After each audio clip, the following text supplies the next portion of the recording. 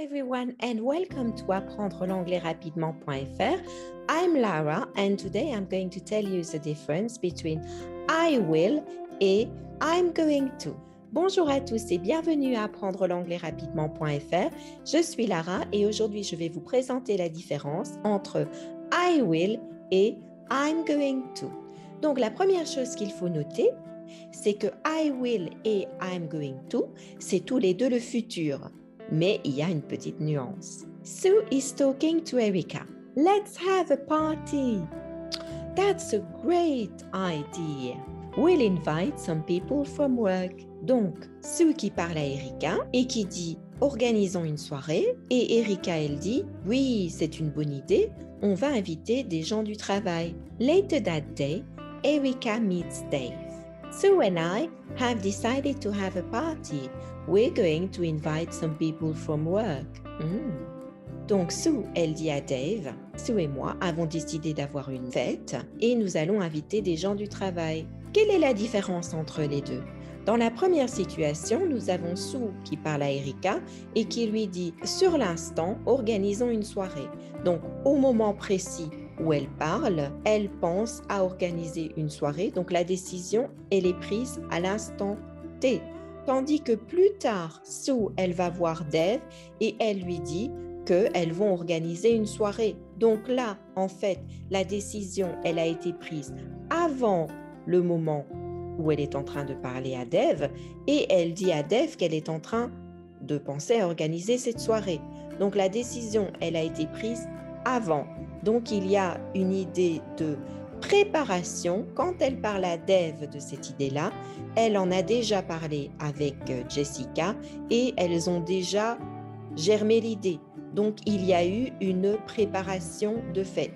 Donc en anglais, nous allons dire « We use will when we decide to do something at the time of speaking ». Donc nous utilisons will quand nous décidons quelque chose au moment où nous parlons. The speaker has not decided before. The party is a new idea. Donc, celui qui parle n'avait pas pris la décision avant et la soirée est une idée nouvelle. Going to. We use be going to when we have already decided to do something. Erica had already decided to invite some friends before she spoke to Dave.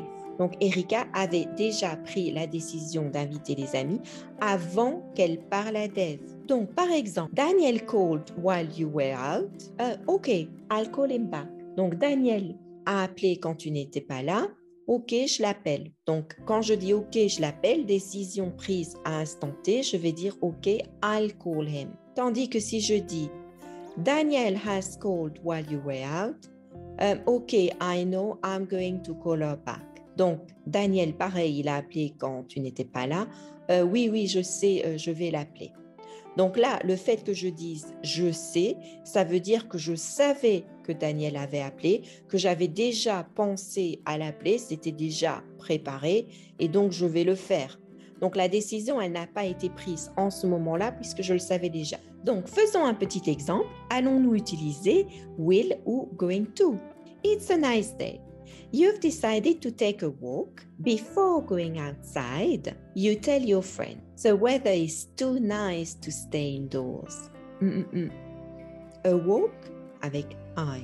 Diriez-vous I'll take a walk ou bien I'm going to take a walk?